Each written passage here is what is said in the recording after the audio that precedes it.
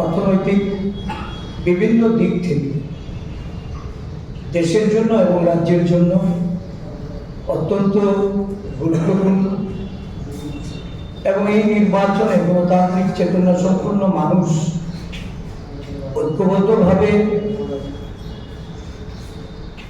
শাসক দলের মোকাবেলা করার জন্য সিদ্ধান্ত গ্রহণ করে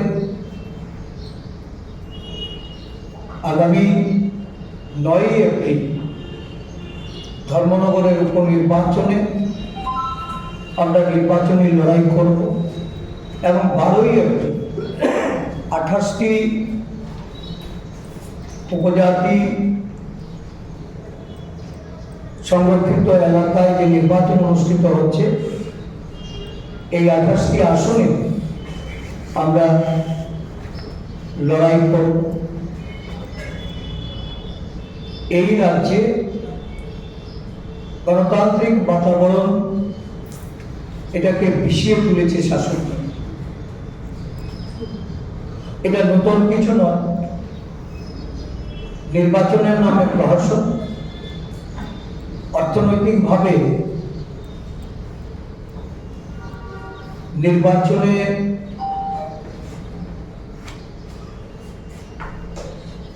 বেআইনিভাবে অর্থের আস্ফালনে মানুষের ভোটাধিকার হরণ করা, বিরোধী দলের কর্মসূচিতে বাধা দান করা, বিরোধী দলের প্রার্থী মনোনয়ন জমা দিতে গেলে সেখানে বাধা সৃষ্টি করা, বিরোধী দলের প্রার্থী সহ কর্মীদের বাড়ি বাড়ি গিয়ে হুমকি দিয়ে তাদেরকে মনোনয়ন প্রত্যাহার করার ঘটনা এই রাজ্যে বিগত 8 বছর ধরে মানুষ প্রত্যক্ষ করে চলেছে। এই প্রশাসনাত্মক ভূমিকা বেশ কিছু রাজনৈতিক দল আজকে ঐক্যবদ্ধ হয়ে তার মোকাবেলা করার লক্ষ্যেই এক ছাতার নিচে এসে এই লড়াইয়ে অবতীর্ণ হওয়ার জন্য সামিল হয়েছে। প্রদেশ কংগ্রেসের পক্ষ থেকে ধন্যবাদ জ্ঞাপন করব এবং এডিসি নির্বাচনকে কেন্দ্র করে আমাদের আজকের এখানে যে নির্দলীয় জোট তৈরি হয়েছে সে ব্যাপারে আপনাদের সামনে 2-4টি কথা বলব।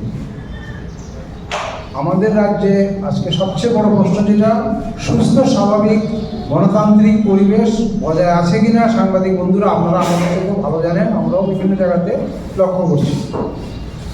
মানুষের অধিকার নিয়ে কেউ কথা বলবে তার উপর আক্রমণ হবে, এটা কোনো সুস্থ সামাজিক গণতান্ত্রিক পরিবেশ নয়। আর ধর্মনিরপেক্ষ ভারতবর্ষে ধর্মের নামে বিভাজন, বৈষম্য এবং ধর্মের নামে মানুষের উপর আক্রমণ এটাও কাম্য নয়। আজকে যে সরকার এখানে প্রতিষ্ঠিত হয়েছে তাতে সবচেয়ে উল্লেখযোগ্য ভূমিকা গ্রহণ করেছে রাজ্যের আপামর পিছিয়ে পড়া জনজাতি অংশের মানুষ, সিঙ্গেল কাস্ট এবং ওবিসি অংশের মানুষ। ভীষণ ডকুমেন্টসে না বললেও রাজ্যের আজকে শাসক গোষ্ঠী ক্ষমতায় আসার আগেই তাদের একটা ওবিসি কনভেনশন থেকে তারা প্রতিশ্রুতি দিয়েছিল যে আমরা ক্ষমতায় বসলে প্রথম ক্যাবিনেটে আমরা সংবিধানের 31 গ ধারা মোতাবেক রাজ্যের ওবিসি জনগণকে আমরা শিক্ষা এবং চাকরিতে সংরক্ষণ আইন পাশ করব। কিন্তু আজকে দীর্ঘ 8 বছর পেরিয়ে গেল এখন পর্যন্ত ওনারা একটা পদক্ষেপ নেননি এ ব্যাপারে।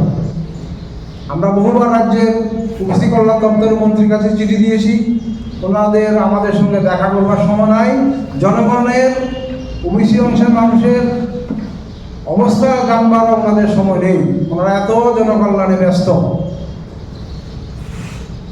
এমনকি স্টাইপেন্ড স্কুলে এবং কলেজে ইউনিভার্সিটিতে স্টাইপেন্ড বুকলেট পাবে সেগুলো ঠিকমতো দেওয়া হচ্ছে না। তদুপরি মানুষের স্বাভাবিক জীবনযাত্রা এবং রাজ্যের মানুষের সম্পত্তির যে গ্যারান্টি দেওয়া আছে সংবিধানে, মানুষের সেই সম্পত্তি রক্ষার যে অধিকার, সেই অধিকারটুকু আজকে বঞ্চিত হয়ে যাচ্ছে। সুতরাং রাজ্যে সার্বিক সুস্থ গণতান্ত্রিক পরিবেশ রক্ষা করার জন্য আমরা আজকে দেশের সবচেয়ে প্রাচীন এবং ভারতবর্ষের সবচেয়ে বড় ধর্মনিরপেক্ষ দল কংগ্রেসের সঙ্গে আমরা সহযোগিতায় নেমেছি। কারণ সারা ভারতবর্ষে একমাত্র কংগ্রেসই দেশকে অখণ্ড রাখতে সক্ষম। আর যারা যত কথাই বলুন, সারা দেশের মানুষ আজকে লক্ষ্য করছে কি হচ্ছে দিল্লিতে আর কি হচ্ছে সারা দেশে, আপনারাও জানেন। সুতরাং আমরা আশা করব এই রাজ্যের মানুষের সুস্থ জীবনযাত্রা, স্বাভাবিক জীবনযাত্রা রক্ষার জন্য আগামী নির্বাচনে যাতে মানুষ স্বচ্ছন্দে নির্ভয়ে স্বাভাবিকভাবে ভোট দিতে পারেন, সেই অধিকারটুকু সুরক্ষিত করার জন্য আমরা ঐক্যবদ্ধ হয়েছি এবং অন্যান্য দলগুলো ঐক্যবদ্ধ হওয়ার জন্য যোগাযোগ করছে। সুতরাং এই ব্যাপারে আমি আর বিস্তারিত কিছু বলবো না, এটুকুই বলবো যে রাজ্যের সার্বিক শান্তি রক্ষার জন্য এবং সাম্প্রদায়িক বিচ্ছিন্নতাবাদী শক্তির বিরুদ্ধে জনগণের ঐক্যবদ্ধ শক্তিকে আরও সুদূর প্রসারী শক্তিশালী শক্তিরূপে আত্মপ্রকাশ করার জন্য আমরা এখানে ঐক্যবদ্ধ হয়েছি। কংগ্রেস, টিপিপি এবং গণমঞ্চের যৌথ এই প্রেস কনফারেন্সে আমাদের আমন্ত্রণে সাড়া দিয়ে যে সমস্ত সাংবাদিক বন্ধুরা এসেছেন তাদের সবাইকে আমি ত্রিপুরা পিপলস পার্টির পক্ষ থেকে অভিনন্দন জ্ঞাপন করছি। আজ আমরা তিনটি রাজনৈতিক দল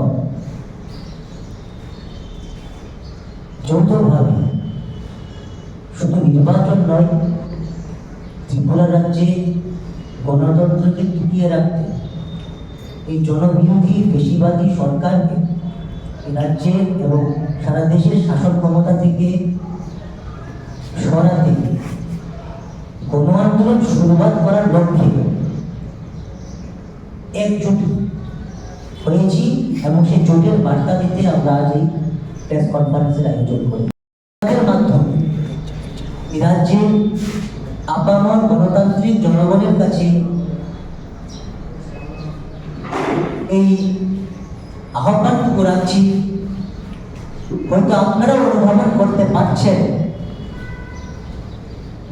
এই রাজ্যে কিংবা সারা দেশে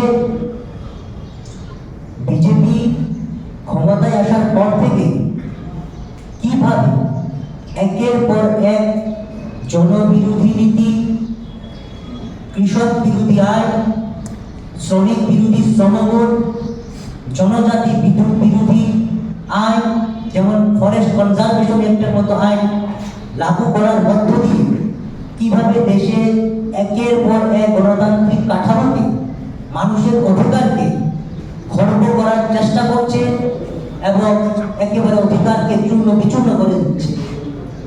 আজকের এই বিজেপি সরকার সারা দেশে সর্বত্র সাম্প্রদায়িকতার ভিত্তিতে, সাম্প্রদায়িক বিভেদের মাধ্যমে, জাতি বিদ্বেষের মাধ্যমে, ধর্মীয় বিভেদের মাধ্যমে তার শাসন ক্ষমতাকে টিকিয়ে রাখতে উঠে পড়ে লেগেছে।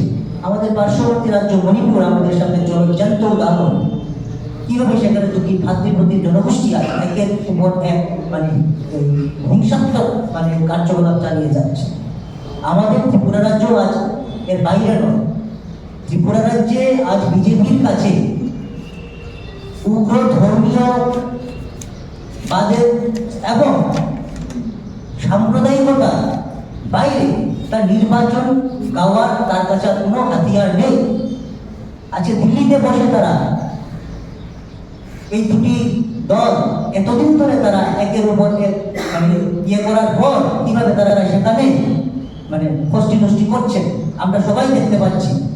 তো এই পরিস্থিতিতে ত্রিপুরা রাজ্যে গণতান্ত্রিক বাতাবরণ ফিরিয়ে আনতে, মানুষের কথা বলার অধিকার ফিরিয়ে আনতে, এক নতুন গণতান্ত্রিক ব্যবস্থা, শাসন ব্যবস্থা আবার ফিরিয়ে আনার লক্ষ্যে এবারে ধর্মনগরের উপনির্বাচন এবং সামনের এডিসি নির্বাচনে আপনারা সবাই গণতন্ত্রের পক্ষে, সাম্প্রদায়িক এবং ফেসিবাদী বিজেপি ও তার সহযোগী শক্তি গুলোর বিরুদ্ধে ভোট দিয়ে নির্বাচনে আমাদের জয়যুক্ত করবেন এই আহ্বান রেখে এবং